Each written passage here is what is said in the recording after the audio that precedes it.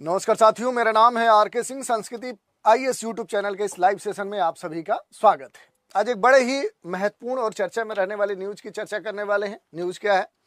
तो न्यूज आ रही है कि मुस्लिम अब नहीं खरीद पाएंगे हिंदुओं की जमीन।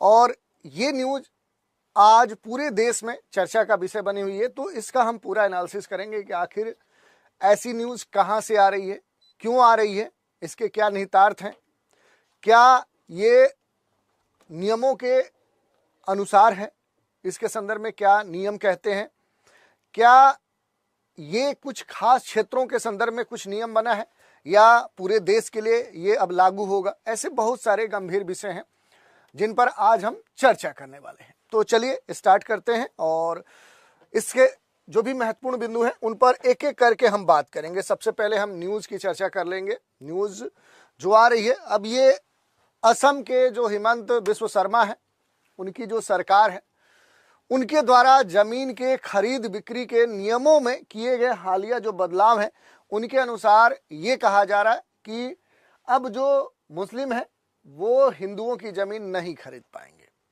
और ये जो न्यूज है ये अब एक व्यापक पूरे देश भर में आप देखेंगे तो पूरे देश भर में क्या हो चुका है, एक व्यापक चर्चा का विषय बन चुका है। आप खुद समझ सकते हैं कि क्या ऐसा होना ठीक है या फिर नहीं ठीक है, किस संदर्भ में ऐसी बातें कही गई हैं या ऐसे नियमों में बदलाव करने की बात कही गई है, इसके पीछे कारण क्या है, तो उनका पूरा हम परीक्षण करेंगे। लेकिन चर्चा में आगे बढ़ने से पहले आप सभी के लिए एक महत्वपूर्ण न्यूज है।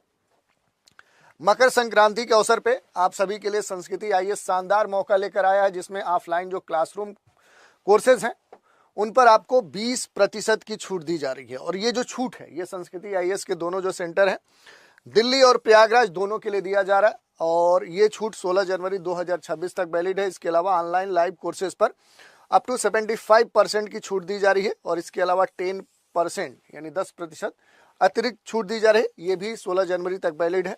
इसके अलावा भी कोई जानकारी चाहिए तो नीचे दिए गए नंबर पे कॉल कर सकते हैं या फिर संस्कृति आईएएस की जो भी ऑफिशियल वेबसाइट है वहां विजिट करके जो भी संबंधित जानकारी है वो आप प्राप्त कर सकते हैं। अब थोड़ा सा बात करें कि आखिर जो भी नियम है उन नियमों में क्या बदलाव हो रहे हैं, ये सबसे महत्वपूर्ण विषय हो जाता है। तो देखिए, असम की जो कैबिनेट है, असम की जो सरकार है, उसने कुछ नए फैसले लिए हैं।